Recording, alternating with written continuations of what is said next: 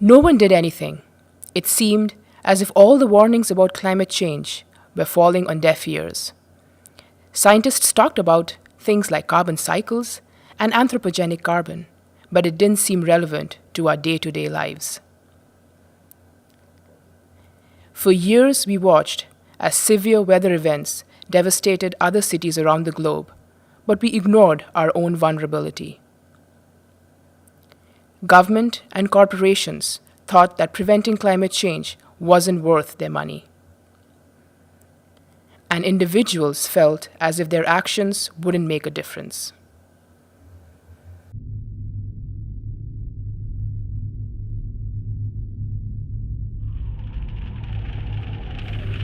Years ago, Delta farmers warned us about crop failures caused by salination. But it wasn't until the year of the drought that people began to see how bad things were. Uncontrollable fires raged through Western Island's bird sanctuary. Local farmers lost acres of crops year after year. Everyone began to ask if this was natural.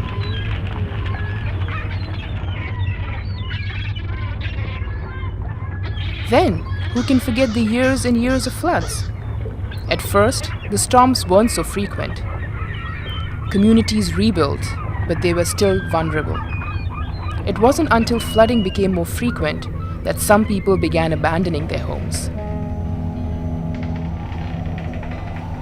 Here, the rains got worse. Meanwhile, in the highlands, the ice melted. All we could talk about was making the community more resilient to freshet. The Fraser River became something we all watched each day with anxiety. Entire neighborhoods were deserting their homes. But still, some people didn't leave. They raised their houses higher.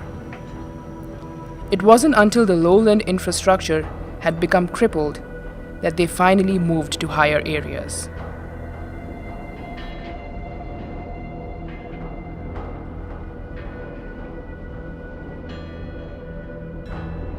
Even our industrial areas were hard hit.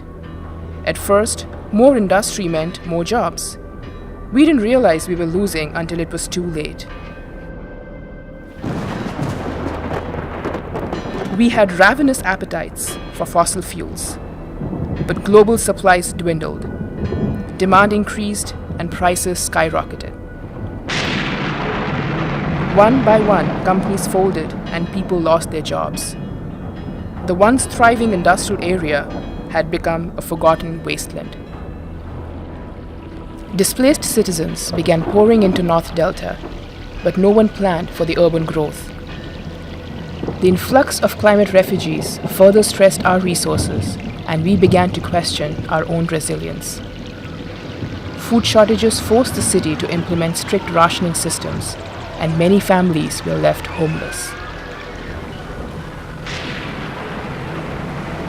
For years, we faced overpopulation and pollution. These days, we aren't even sure if we'll have power at certain times of the year. Because reliable public transit was never built, people wait for hours in heavy traffic and pay for the high price of gas because they see it as their only choice. When I moved from Mangalore, India, to its sister city Delta, BC, I was hopeful that Delta would be already adapting to and mitigating climate change. But I had never thought we would get to this point. And now we have a second chance. I've put my life's work into this time machine. It is our last hope, and I am sending you. You knew Delta and the citizens better than anyone. You have the foresight and influence to change the past. Do you have the device I gave you? Okay, great. I'm going to show you the tools. These will help you along the way. There is carbon vision, a revolutionary way to look at the world and once and for all see carbon, where it's coming from and where it's going. Emissions and sequestration is what you should keep your eyes open for and use it to help you and others along the way. It'll help you see how much our use of fossil fuel and unsustainable practices is throwing the carbon cycle out of whack. There is also a tool called SEMA Vision. This will help you look at the world and tag what's causing climate change right here in Delta and what the impacts are all around us and where there are adaptations and things that are mitigating climate change. Tagging these causes and solutions will be critical. And finally, there is the artificial intelligence I've installed. It is the top of the line software. The knowledge database is extensive. It'll help you out, and if anything goes wrong, this is your lifeline. I'm hooking you up to the time machine now. I'm going to send you back to 2015 when we were in high school. This is when you and I first met. We sure go a long way back. You're not only going to have to alter your own choices, but influence the attitudes and actions of those around you. It won't be easy, so good luck.